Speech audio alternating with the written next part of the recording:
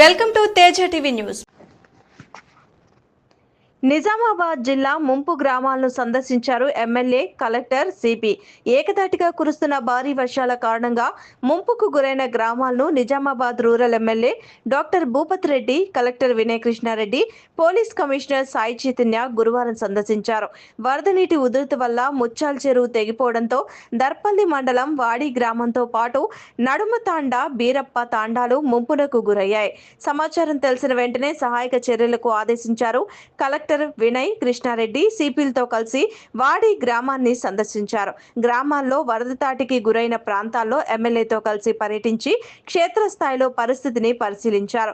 నీట మునిగిన పంట పొలాలు, తెగిపోయిన రోడ్లు, కూలిన విద్యుత్ స్తంభాలను పరిశీలించి వరద ఉధృతి తీవ్రతను అంచనా వేశారు.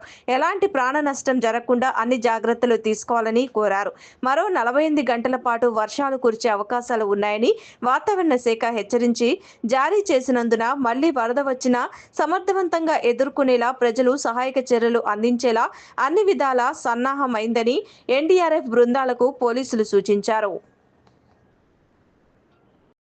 ప్రభావం వల్ల అత్యధికంగా కురవడం వల్ల ముఖ్యంగా ఇక్కడ ఈ వాడి, తర్వాత నడిపితాండ, బీరప్ప తాండ, ఈ వనాజ్పేట ఏరియాలో ముత్యాల వాగు, ముత్యాల చెరువు అని ఉంటుంది.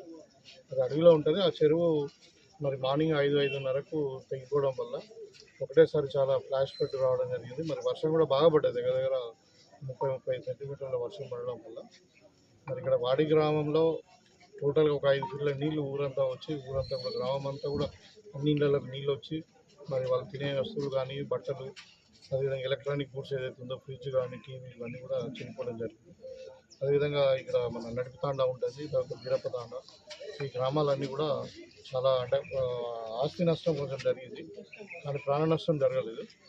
సో అధికారులు, తర్వాత ప్రభుత్వం కూడా అప్రమత్తం అయిపోయి వెంటనే మరి వాళ్ళకి కావాల్సిన అన్ని కూడా రిహాబిలిటేషన్ కొరకు అన్నీ కూడా ఇక్కడ గున్నాజ్పేట్ స్కూల్లో, తర్వాత అక్కడ ముద్రా సంఘానికి సంబంధించినటువంటి హాల్లో వాళ్ళకి రిహాబిలిటేషన్ పెట్టడం జరిగింది.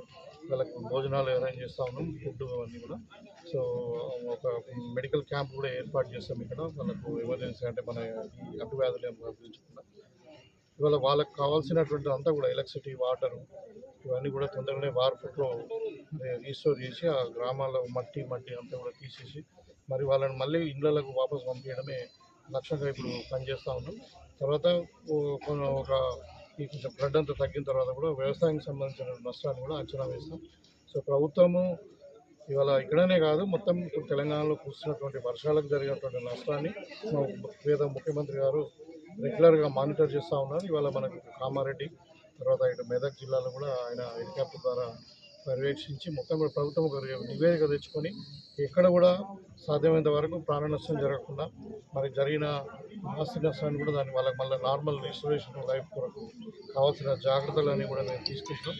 ఇక్కడ అంటే ప్రాణ నష్టం ఏం జరగలేదు, ఒకటో ఏదో ఆవు ఏదో చనిపోయింది అన్నారు అంతేగాని ఇంకా. కాకపోతే ఈ ఇల్లు మాత్రము ఒక 2-3 వర్షాలకు కూలిపోయినాయి. సో అవి కూడా పరిశీలించడం జరిగింది. ఎవరికైతే ఇండ్లు డ్యామేజ్ అయ్యి ఇండ్లు కూడా మొత్తం ఉండలేని పరిస్థితిలో ఉంటే వాళ్ళకి ఇందిరమ్మ ఇండ్లు కూడా రాబోయే కాలంలో మేము ఇస్తాం. సో వాళ్ళని అన్ని విధాలుగా ఆదుకుంటామని చెప్పి ఈ సందర్భంగా తెలియజేస్తాం.